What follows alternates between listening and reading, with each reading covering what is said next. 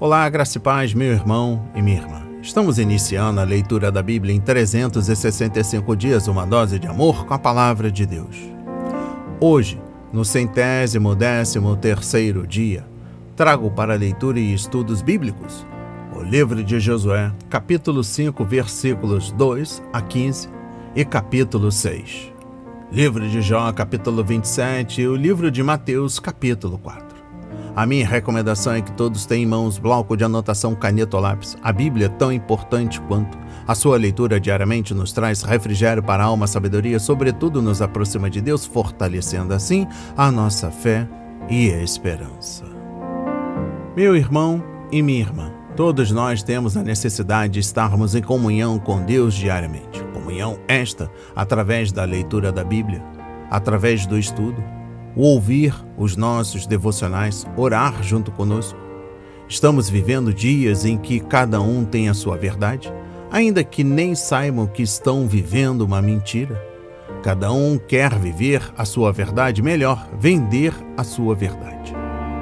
O mundo está buscando validações por opiniões, e por falar em mundo, Satanás não está aqui para roubar o seu carro, sua casa, seu apartamento, seu lar, relógio, sua roupa. Ele veio para roubar esta semente no qual está sendo semeada agora, neste exato momento, para a sua vida, a sua fé e os propósitos que Deus tem para você.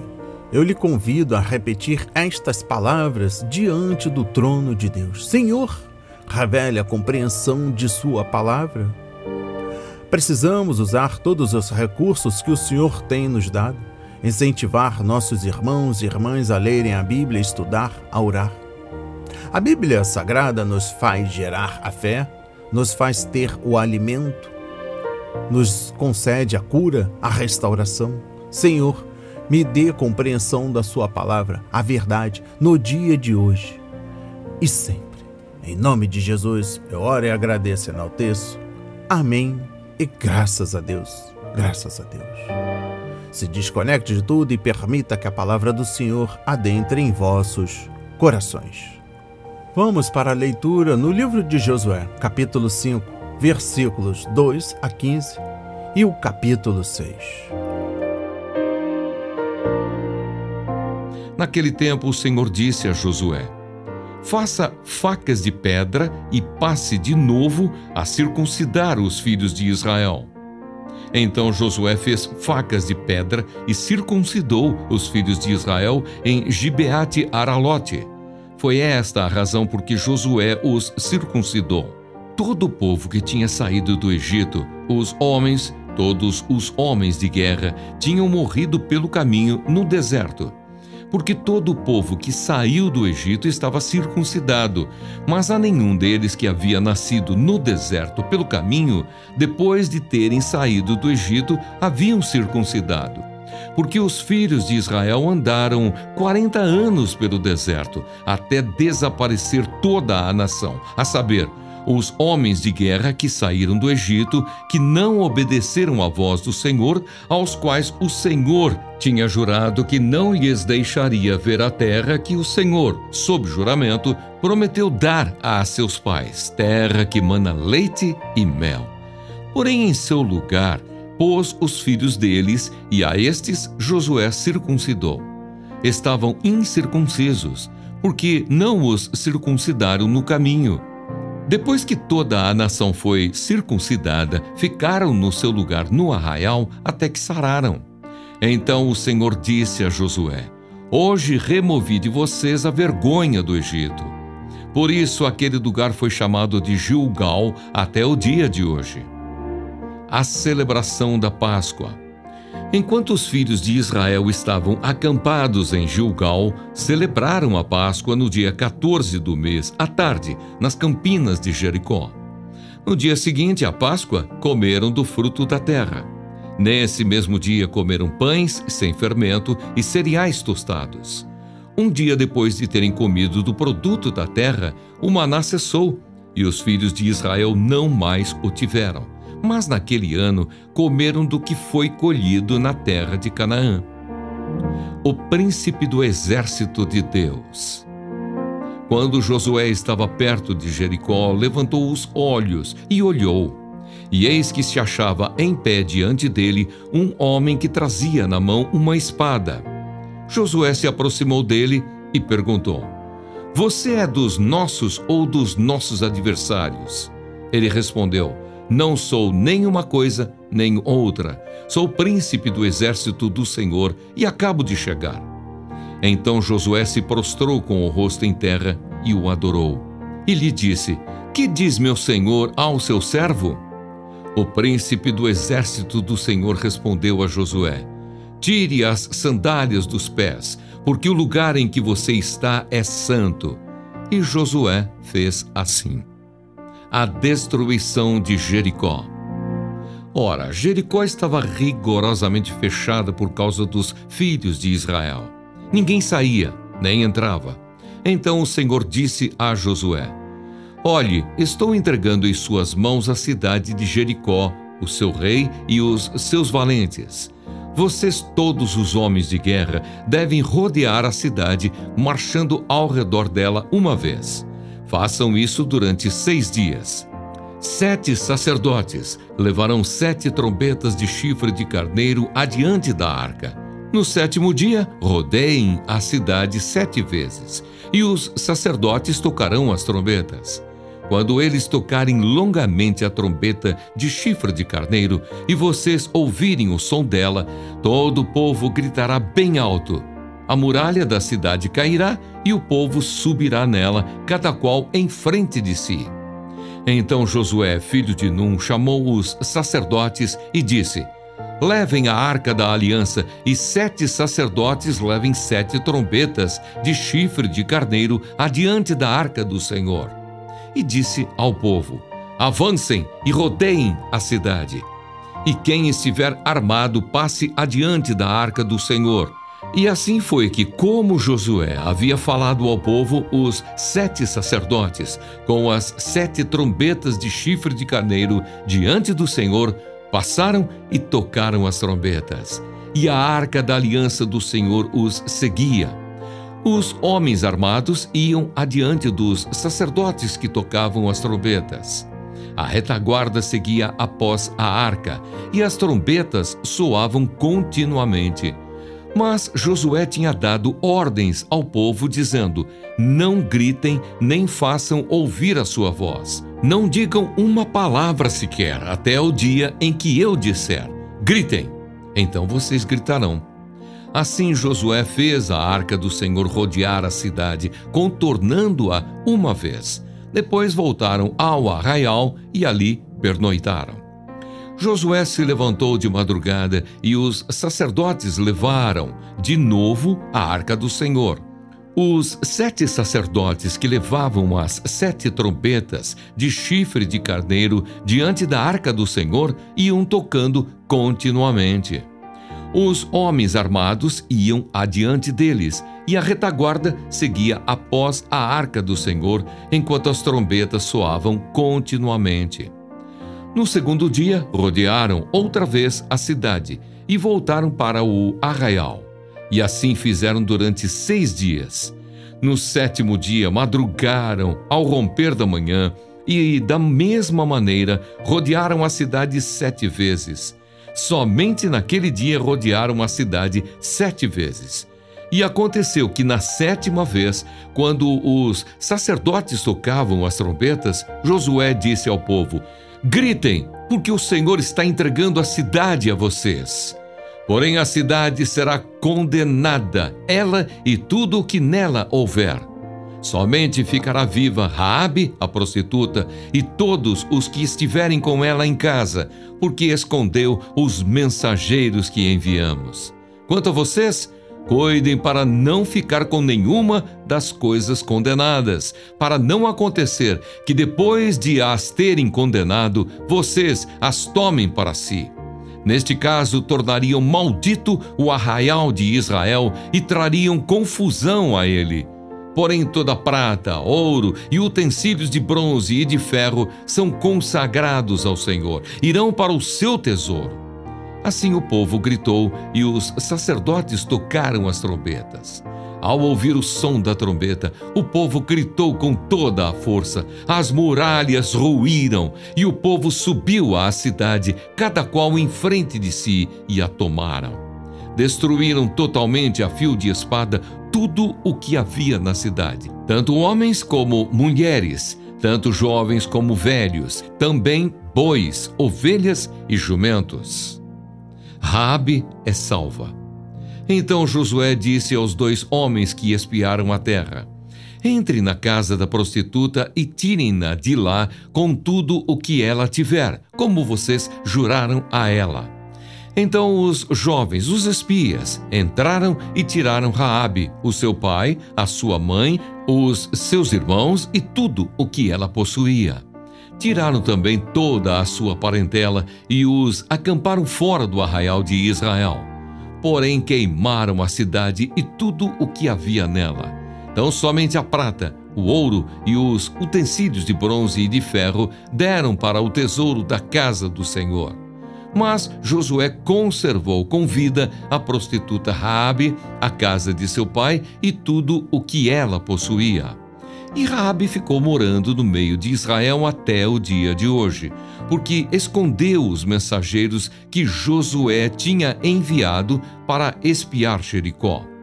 Naquele tempo, Josué fez o povo jurar e dizer: maldito diante do Senhor seja o homem que se levantar e reedificar esta cidade de Jericó. Com a perda do seu primogênito, lançará os seus alicerces, e à custa do filho mais novo, lhe colocará os portões. Assim o Senhor estava com Josué, e a fama dele se espalhou por toda a terra. Amém. Compreendendo o livro de Josué, capítulo 5, versículos 2 a 15, os eventos descritos em Josué 5 levaram pelo menos 10 dias e depois o povo marchou em torno de Jericó durante outros 6 dias. Deus esperou mais de 2 semanas para dar ao povo de Israel sua primeira vitória na terra prometida. Você está lutando no momento para aceitar o tempo de Deus e não o seu? Pois apresente isso ao Senhor em oração e a paz de Deus irá enchê-lo quando você espera sua ação nas circunstâncias em que você se encontra. Exposição bíblica dos versículos 2 a 7. Israel e Deus restauraram a sua relação na aliança. Israel é a nação da aliança, um privilégio que o Senhor não deu a nenhum outro povo na terra. Conforme Romanos 9, versículos 4 a 5. Deus fez sua aliança com Abraão quando o chamou para sair de Ur dos caldeus, Gênesis 12, versículos 1 a 3, e a selou com um sacrifício, Gênesis 15, e o Senhor estabeleceu a pátria da circuncisão como sinal da aliança com Abraão e seus descendentes, Gênesis 17, versículos 9 a 14 e versículos 23 a 27. Observe especialmente o versículo 11. Compreendendo o versículo 8, Israel estava acampada em território inimigo a poucos quilômetros de Jericó. Agora os judeus iriam temporariamente incapacitar todos os homens da nação, incluindo os soldados do exército. Era uma oportunidade de ouro para os inimigos exterminarem Israel, já que poderiam atacar o acampamento sem encontrar resistência, conforme Gênesis 34. Josué e o povo precisavam de fé para fazer o que o Senhor ordenara, mas sua obediência à lei foi o segredo de seu sucesso. Josué 1, versículos 7 e 8. Em sua fraqueza, eles se fizeram fortes e, por meio da fé e da paciência, herdaram as promessas. Hebreus 6, versículo 12. Esta intervenção cirúrgica no corpo deveria ser um símbolo da operação espiritual no coração. Sejam fiéis de coração à sua aliança e deixem de ser obstinados. Deuteronômio 10, versículo 16. Nenhuma cirurgia externa pode mudar o ser interno. É quando nos arrependemos e nos voltamos para Deus em busca de ajuda que Ele transforma nosso coração e faz com que o amemos e lhe obedeçamos. Conforme Romanos 2, versículos 25 a 29. Para Israel, a circuncisão criou uma diferença física em relação às outras nações, como sua circuncisão espiritual do coração tem mostrado a sua separação perceptível do mundo. Fica aqui uma reflexão. Compreendendo o versículo 9, o pecado cometido em Cádiz Barneia trouxe vergonha para a nação, mas agora tudo aquilo estava no passado. Israel estava efetivamente na terra prometida. Os israelitas tinham tomado o território a leste do Jordão e o povo já estava ocupando. Número 32. Eles atravessaram o rio Jordão e estavam prontos para a conquista. Não importa o que os egípcios e as outras nações tenham dito sobre Israel por causa de seu pecado em Cádiz Barneia. A humilhação estava agora completamente removida. Compreendendo o versículo 10, 40 anos antes, Israel havia celebrado a Páscoa na noite de sua libertação do Egito. Êxodo 11 a 14. Os israelitas também festejaram a Páscoa no Monte Sinai antes de partirem para Cádiz Barneia. Números 9, versículos 1 a 14. Mas não há evidência de que a cerimônia pascual tenha sido realizada em qualquer momento durante os seus anos de peregrinação no deserto. O fato de que a nova geração não era circuncidada a impedia de participar da Páscoa. E, além disso, Deus havia interrompido temporariamente a sua aliança com o seu povo por causa da rebelião em Cádiz Barneia. Exposição bíblica dos versículos 11 a 12. A morte de Jesus Cristo está simbolizada na morte do Cordeiro Pascual. 1 Coríntios capítulo 5, versículo 7. E sua ressurreição na oferta ritualmente movida, que era apresentada no dia após o sábado que se seguia à Páscoa. Levítico 23, versículos 10 a 14. 1 Coríntios capítulo 15, versículo 23. O dia após o sábado seria o primeiro dia da semana, o dia do Senhor, o dia da ressurreição de Cristo. Mateus 28, versículo 1. Exposição bíblica do capítulo 5, versículo 13 e capítulo 6, versículo 27. A sequência aqui é importante. Primeiro a adoração humilde, depois a caminhada santa e então a guerra celestial. Isso faz um paralelo com as posturas espirituais encontradas na Epístola aos Efésios. Primeiro Josué dobrou os joelhos, Efésios 3, versículo 14. Então, ele submeteu a uma caminhada santa, Efésios 4, versículos 1, 17, capítulo 5, versículos 2, 8 e 15. E em seguida saiu para lutar contra o inimigo no poder do Senhor, Efésios 6, versículos 10 e 11. Como Josué, já nos foi dado nossa herança, descrita em Efésios 1 e 2. E nós devemos vencer o inimigo para reivindicarmos e desfrutarmos dela. Em que áreas de sua vida você deve aplicar esta postura tripla diante do Senhor? A principal lição de Josué 5 é que devemos ser um povo espiritualmente preparado se quisermos realizar a obra do Senhor com êxito e glorificar o seu nome. Em vez de recorrermos para a batalha, devemos dedicar um tempo para sermos santos. Exposição bíblica dos versículos 13 a 15. Este trecho registra o Antigo Testamento, uma das aparições do Senhor Jesus Cristo antes da encarnação. Para Abraão, o peregrino, o Senhor veio como um viajante para compartilhar uma refeição amigável. Gênesis 18, versículos 1 a 8. Para Jacó, o conspirador, ele veio como um lutador a fim de trazê-lo à posição de submissão.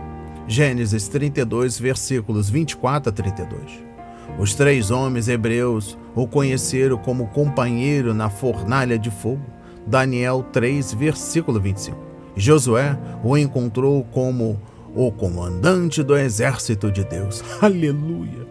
Nosso Salvador sempre vem até nós quando necessitamos de sua ajuda e do modo como precisamos dele. E eu encerro a compreensão do livro de Josué, capítulo 5, trago o versículo 14. O episódio serviu para lembrar a Josué que ele era o segundo no comando.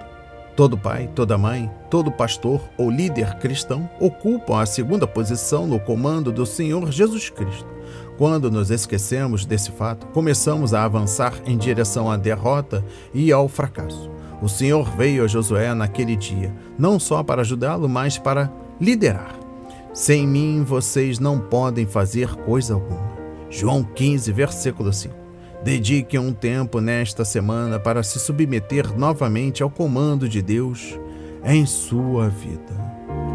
Compreendendo o capítulo 6 do livro de Josué, exposição bíblica dos versículos 1 e 2. O soldado cristão está em uma posição de vitória garantida porque Jesus Cristo já derrotou todos os inimigos espirituais. João 12, versículo 31. O Filho de Deus derrotou Satanás não somente no deserto, Mateus 4, versículos 1 a 11, mas também durante o seu ministério terreno. Mateus 12, versículos 22 a 29. Na cruz, Colossenses 2, versículos 13 a 15. E em sua ressurreição e ascensão. Efésios 1, versículos 19 a 23. Enquanto intercede por seu povo no céu, ele nos ajuda a amadurecer e cumprir a sua vontade. Hebreus 13, versículos 20 a 21. Afinal, se Deus é por nós, quem será contra nós? Romanos 8, versículo 31. Compreendendo o versículo 2, os cristãos vitoriosos são pessoas que conhecem as promessas de Deus porque passam tempo meditando na sua palavra. Capítulo 1, versículo 8. Eles creem nas promessas do Senhor porque a palavra de Deus gera fé em seu coração. Romanos 10, versículo 17. Confiam nessas promessas e obedecem ao que Deus lhe diz para fazer.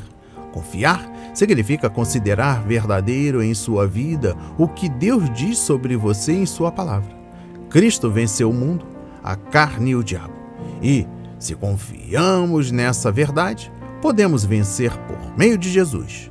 É possível crer em sua promessa e, ainda assim, não confiar nela e obedecer ao Senhor.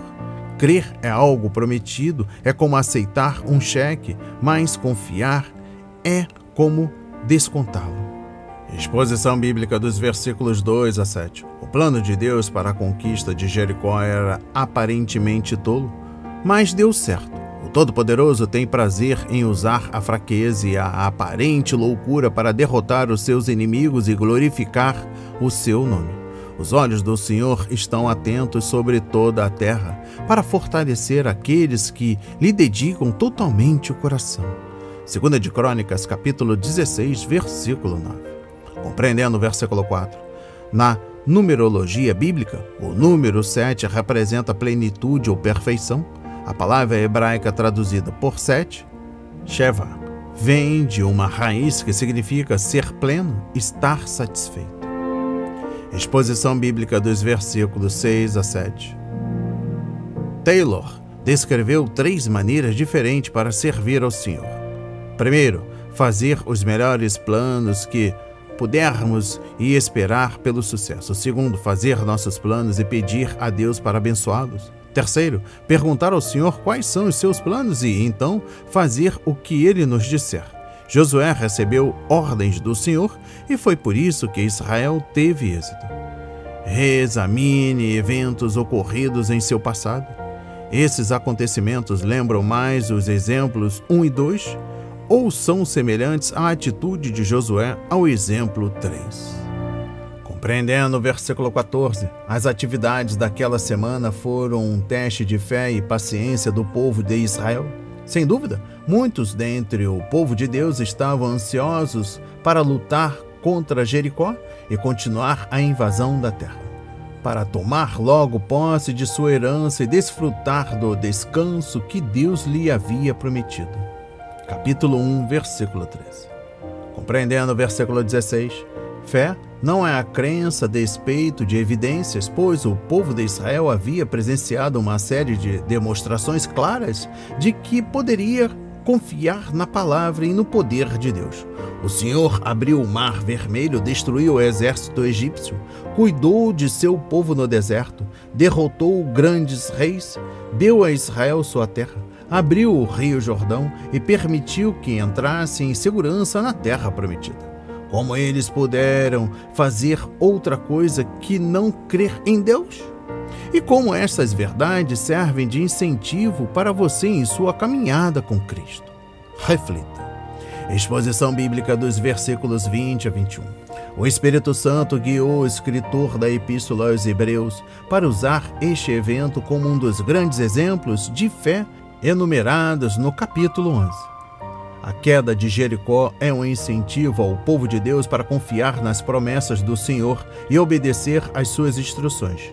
Por mais impossível que a situação possa parecer, você e eu talvez não possamos tomar uma cidade como fez Josué, mas em nossa vida diária enfrentamos inimigos e obstáculos que nos desafiam. Em oração, entregue a Deus o tempo, o plano que você desenvolveu para lidar com os inimigos que tem contra si neste exato momento. Compreendendo o versículo 21, algumas pessoas se sentem incomodadas com o fato de Deus ter ordenado que todos os seres vivos em Jericó fossem mortos. Nosso Deus não é um Deus de misericórdia? Sim, afinal, uma coisa é os judeus matarem os soldados inimigos, mas qual o motivo para extermínio de mulheres, crianças e até animais? Por quê? Porque a civilização de Canaã era excessivamente perversa e Deus não queria que seu povo santo se contaminasse com os vizinhos. Capítulo 7, versículos 1 a 11. O povo daquela terra havia tido muitas oportunidades de se arrepender e voltar para o Senhor, assim como fez Raabe e a sua família. Deus, pacientemente, tolerou o mal dos cananeus desde a época de Abraão. Gênesis 15, versículo 16. Na destruição de Jericó e de sua população, o Senhor deu uma advertência de que não tolera a transigência com o pecado. E eu finalizo a compreensão do capítulo 6 de Josué, trago o versículo 27. Como havia prometido, Deus estava com Josué, capítulo 1, versículos 5 e 9, e exaltou o nome do líder hebreu na terra. Capítulo 6, versículo 27, capítulo 3, versículo 7, capítulo 4, versículo 14. Os servos de Deus nunca devem se engrandecer e, se o Senhor os exaltar, eles devem ter o cuidado de lhe dar a glória por tudo. É quando somos fortes que temos excesso de confiança e nos esquecemos de confiar no Senhor. 2 de Crônicas, capítulo 26, versículo 15. Vamos para a leitura no livro de Jó, capítulo 27. Resposta de Jó: nunca abrirei mão da minha integridade. Jó continuou em sua fala dizendo: tão certo como vive Deus que me tirou o direito, o Todo-Poderoso, que amargurou a minha alma, enquanto eu puder respirar e o sopro de Deus estiver nas minhas narinas, nunca os meus lábios falarão injustiça, nem a minha língua pronunciará engano. Longe de mim que eu dê razão a vocês. Até morrer, nunca abrirei mão da minha integridade. A minha justiça me apegarei e não a largarei. A minha consciência não me acusará em toda a minha vida. Que o meu inimigo seja castigado. Que o meu inimigo seja como o perverso e o que se levantar contra mim como o injusto. Porque qual será a esperança do ímpio quando lhe for tirada a vida, quando Deus lhe arrancar a alma? Será que Deus ouvirá o seu clamor quando lhe sobrevier a angústia? Será que o ímpio encontrará prazer no Todo-Poderoso e invocará a Deus a todo o momento? Vou ensinar a vocês a respeito do poder de Deus e não lhes ocultarei o que está na mente do Todo-Poderoso. Eis que todos vocês já viram isso. Por que então ficam repetindo palavras que não fazem sentido? A porção que Deus dará ao perverso. Esta é a porção que Deus dará ao perverso, a herança que os opressores receberão do Todo-Poderoso. Se os filhos deles se multiplicarem, será para que sejam mortos à espada, e os seus descendentes passarão fome. Os que sobreviverem, a peste os sepultará, e as suas viúvas não chorarão por eles. Se o perverso amontoar prata como pó e acumular roupas como barro, poderá até acumular tudo isso, mas o justo é que vestirá as roupas e o inocente ficará com a prata. A casa que ele edifica é como a da traça, como a cabana que o vigia constrói. Rico, ele se deita com a sua riqueza, mas quando abre os olhos, ela já se foi. Pavores se apoderam dele como inundação. De noite, a tempestade o arrebata. O vento leste o leva e ele se vai. Varre-o com ímpeto do seu lugar. Deus lança isto sobre ele e não o poupa. A ele que procura fugir às pressas da sua mão. Diante de sua queda, as pessoas batem palmas. Ao vê-lo ir embora, o vaiam com assobios. Amém. Compreendendo o livro de Jó, capítulo 27, exposição bíblica dos versículos 1 a 6. Mais uma vez, Jó insistiu em afirmar sua integridade, conforme capítulo 10, versículos 1 a 7, capítulo 13, versículos 13 a 19, capítulo 19, versículos 23 a 27, capítulo 23, versículos 2 a 7. Mas, desta vez, ele fez um juramento pelo Deus vivo, capítulo 27, versículo 2. Entre os povos orientais daquela época, fazer um juramento era um assunto sério. Era como se quem proferia o juramento pedisse a Deus que o matasse caso o que foi afirmado não correspondesse à verdade. Mas Jó estava tão seguro de si que se dispôs a correr o risco. Compreendendo o versículo 6, Jó declarou que, enquanto vivesse, iria se defender e manter sua integridade. Ele não mentiria só para agradar aos seus amigos ou tentar subornar Deus para que restaurasse sua sorte, atitude que certamente agradaria muito a Satanás. Jó tinha de conviver com sua consciência, não importasse o que seus amigos dissessem ou o que seu Deus lhe fizesse. Exposição bíblica dos versículos 7 a 10. No Oriente, os acusados pensavam que tinham de fazer mais do que simplesmente afirmar sua inocência. Eles também se sentiam obrigados a invocar a ira de Deus sobre aqueles que diziam que eles eram culpados. A palavra de Jó nos lembra os salmos imprecatórios, Salmo 58, 69, 137, no sentido de que são orações pedindo o julgamento de Deus sobre os inimigos. E quem eram os inimigos de Jó? Quem concordasse com os seus 3 amigos, dizendo que ele não era o homem íntegro que dizia ser. Enquanto esta conversa estava acontecendo, muitas pessoas provavelmente se reuniram em torno do Monte de Cinzas e ouviram a discussão. E a maioria delas provavelmente ficou do lado de Bildade, Zofar e Elifaz. Jó viu a concordância dos espectadores com os seus interlocutores e sabia que estava em desvantagem. Compreendendo o versículo 7, as palavras de Jó podem nos parecer cruéis, especialmente à luz do que Jesus e Paulo nos ensinaram sobre perdoar nossos inimigos. Referências: Mateus 5, versículos 38 a 48 e Romanos 12, versículos 17 a 21. Mas convém lembrar que Jó viveu antes de a lei mosaica ter sido dada, quanto mais o sermão da montanha. Não podemos, portanto, esperar que ele manifeste o tipo de espírito visto em Jesus, Lucas 23, versículo 34, e em Estevão, Atos 7, versículo 60. Na visão de Deus, no entanto, Jó estava certo. O Senhor havia declarado 2 vezes perante o tribunal do céu que não havia ninguém na terra como ele, Jó, irrepreensível, íntegro, homem que teme a Deus e evita o mal. Jó 1, versículo 8 e capítulo 2, versículo 3. Os inimigos de Jó estavam errados e ele tinha o direito de pedir a Deus para justificá-lo. Na verdade, o Senhor era o único que podia provar que Jó estava certo e seus inimigos errados.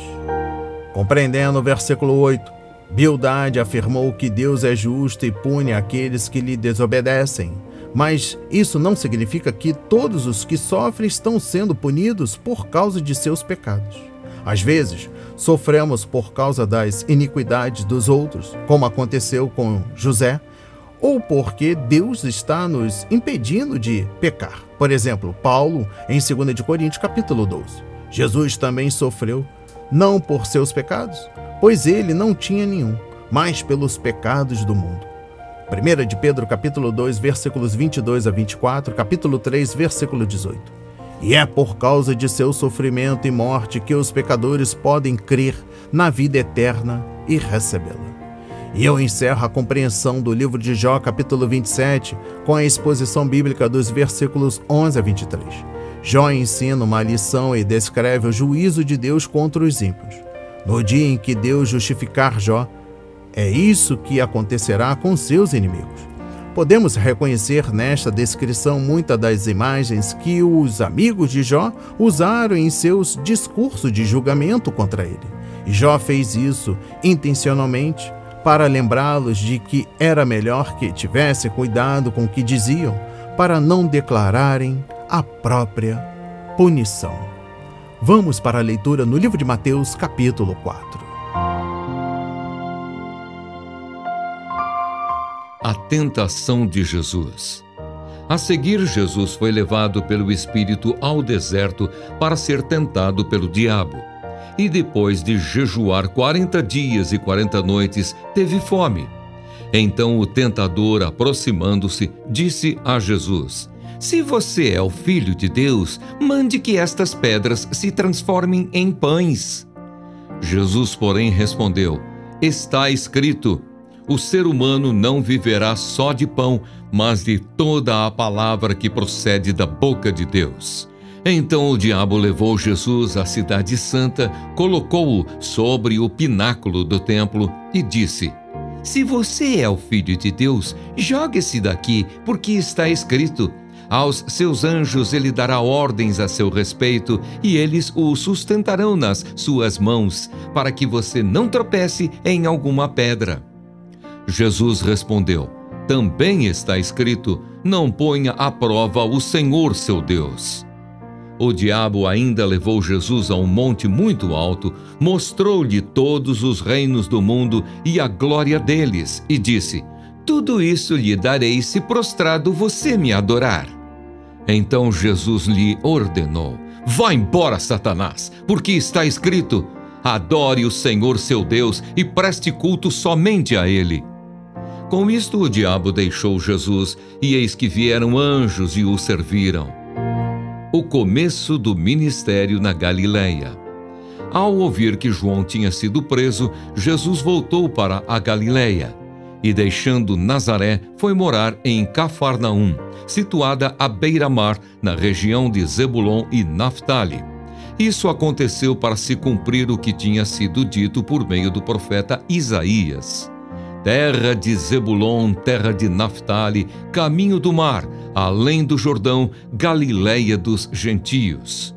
O povo que vivia em trevas viu grande luz, e aos que viviam na região e sombra da morte, resplandeceu-lhes a luz. Daí em diante, Jesus começou a pregar e a dizer: Arrependam-se, porque está próximo o reino dos céus. Jesus chama 4 pescadores. Caminhando junto ao mar da Galileia, Jesus viu 2 irmãos, Simão, chamado Pedro, e André. Eles lançavam as redes ao mar porque eram pescadores. Jesus lhes disse: Venham comigo e eu os farei pescadores de gente.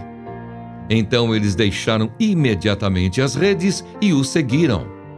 Pouco mais adiante, Jesus viu outros 2 irmãos, Tiago, filho de Zebedeu, e João, o irmão dele. Eles estavam no barco em companhia de seu pai, consertando as redes, e Jesus os chamou. Então eles, no mesmo instante, deixaram o barco e seu pai e seguiram Jesus. Jesus ensina e cura muitas pessoas. Jesus percorria toda a Galileia, ensinando nas sinagogas, pregando o evangelho do reino e curando todo tipo de doenças e enfermidades entre o povo. E a sua fama correu por toda a Síria. Trouxeram-lhe então todos os doentes, acometidos de várias enfermidades e tormentos, endemoniados, epilépticos e paralíticos. E ele os curou, e da Galileia, de Decápolis, de Jerusalém, da Judeia e do outro lado do Jordão, numerosas multidões o seguiam. Amém. Compreendendo o livro de Mateus, capítulo 4, exposição bíblica dos versículos 1 a 11. Com a experiência maravilhosa e santa da bênção no Jordão, Jesus foi levado ao deserto para ser provado. Jesus não foi tentado para que o Pai pudesse aprender algo sobre o seu Filho, pois Deus já tinha dado a Jesus sua aprovação divina. O Filho de Deus foi tentado para que toda criatura no céu, na terra e debaixo da terra pudesse saber que Cristo é o vencedor. Ele expôs Satanás e as suas táticas e derrotou o diabo. Por causa da vitória de Jesus, podemos ter vitória sobre o tentador. Exposição bíblica dos versículos 1 a 4. A primeira tentação envolveu o amor e a vontade de Deus. O tentador sussurrou: já que você é o filho amado de Deus, por que seu pai não pode alimentá-lo? Porque ele pôs você neste deserto terrível. Essa tentação lembra as palavras de Satanás para Eva em Gênesis 3. Ela carregava sugestão sutil de que nosso pai não nos ama. Mas outra sugestão maligna foi dada ao Filho de Deus: use seus poderes divinos para suprir suas necessidades. Quando colocamos nossas necessidades físicas antes de nossas carências espirituais, nós pecamos. E toda vez que permitimos que as circunstâncias ditem nossas ações, em vez de seguirmos a vontade de Deus, nós também cometemos pecado. Compreendendo o versículo 4, a experiência de tentação de nosso Senhor preparou-o para ser nosso sumo sacerdote solidário. Hebreus 2, versículos 16 a 18, capítulo 4, versículos 15 a 16. Devemos notar que Jesus enfrentou o inimigo como um ser humano e não como Deus. Exposição bíblica dos versículos 5 a 7. A segunda tentação foi ainda mais sutil. Novamente, Satanás usou a palavra de Deus, mas de forma distorcida. Então você pretende viver de acordo com as Escrituras? Ele ensinou: então, me deixe citar um versículo das Escrituras e ver se você irá obedecer. Satanás levou o Senhor Jesus à parte mais alta do templo, provavelmente a 150 metros acima do vale de Cedron. Em seguida, o inimigo citou o Salmo 91, versículos 11 e 12, em que Deus havia prometido cuidar dos seus. Era como se o diabo dissesse: se você realmente crê nas Escrituras, então salte. Vamos ver se o Pai vai cuidar de você. Exposição bíblica dos versículos 8 a 11. Para a terceira tentação, o diabo ofereceu a Jesus um atalho para o seu reino. Cristo sabia muito bem que iria sofrer e morrer antes de entrar em sua glória. Lucas 24, versículo 26, 1 de Pedro, capítulo 1, versículos 11 e 20. Caso concordasse em se prostrar e adorar Satanás apenas uma vez, esta é a força do verbo grego, ele poderia desfrutar de toda a glória sem passar pelo sofrimento. O detalhe é que o diabo sempre quis a adoração, porque sempre almejou ser Deus. Isaías 14, versículos 12 a 14. Adorar a criatura e não o Criador é a mentira que rege nosso mundo hoje. Romanos 1, versículos 24 a 25. Compreendendo o versículo 11, a vontade de Deus não tem atalhos. Se quisermos participar da glória, também devemos partilhar do sofrimento, conforme 1 de Pedro, capítulo 5, versículo 10. Depois de derrotar Satanás, Jesus Cristo estava pronto para começar seu ministério. Ninguém que não obedeça tem o direito de chamar os outros à obediência. Nosso Senhor provou ser o Rei perfeito, cuja soberania é digna de nosso respeito e obediência. Mas, fiel ao seu propósito, Mateus tinha outra testemunha para chamar a fim de provar a realeza de Jesus Cristo. Exposição bíblica dos versículos 12 a 16. Mateus já mostrou que cada detalhe da vida de Nosso Senhor era controlado pela palavra de Deus. Lembre-se de que entre o final de sua tentação e a afirmação no versículo 12, vem o ministério descrito em João 1, versículos 19, capítulo 3, versículo 36. Não devemos pensar que João Batista foi lançado na prisão logo após a tentação de Nosso Senhor. Mateus escreveu seu livro por tópicos e não por ordem cronológica.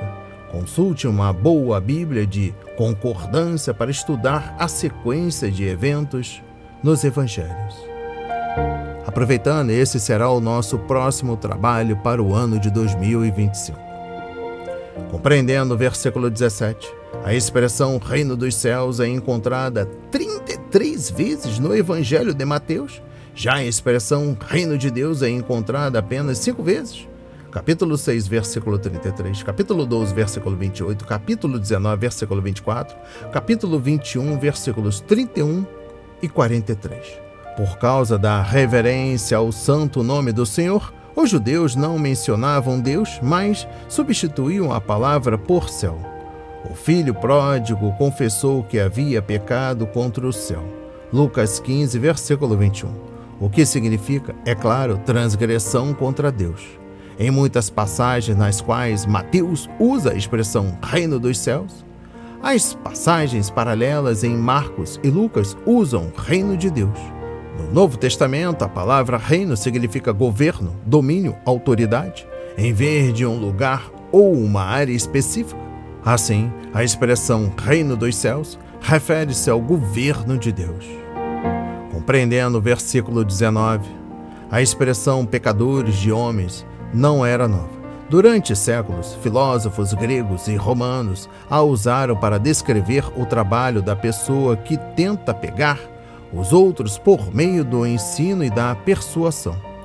Pescar pessoas é apenas uma das muitas imagens de evangelismo na Bíblia.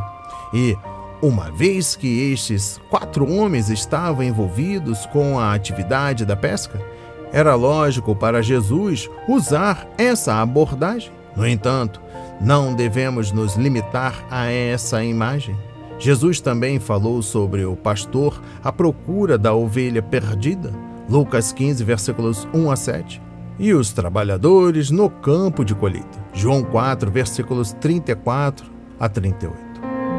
Compreendendo o versículo 22, os que pescam têm de ser pessoas corajosas e pacientes, e ganhar outras pessoas para Cristo certamente exige paciência e coragem. Os pescadores devem ter habilidade, eles devem aprender com os outros onde encontrar os peixes e como capturá-los. Da mesma forma, ganhar almas para Cristo também exige habilidade. Os pecadores têm mais sucesso e produtividade quando trabalham juntos, e o trabalho do Senhor também requer cooperação. Mas, acima de tudo, a pesca exige fé. Afinal, um pescador não consegue ver o peixe e, até que o traga à tona, não pode ter certeza de que o pegou em sua rede. Para ganhar almas é preciso fé e vigilância. Também, no contrário, fracassaremos. E eu encerro a leitura da Bíblia e também a compreensão do livro de Mateus capítulo 4. Trago o versículo 25.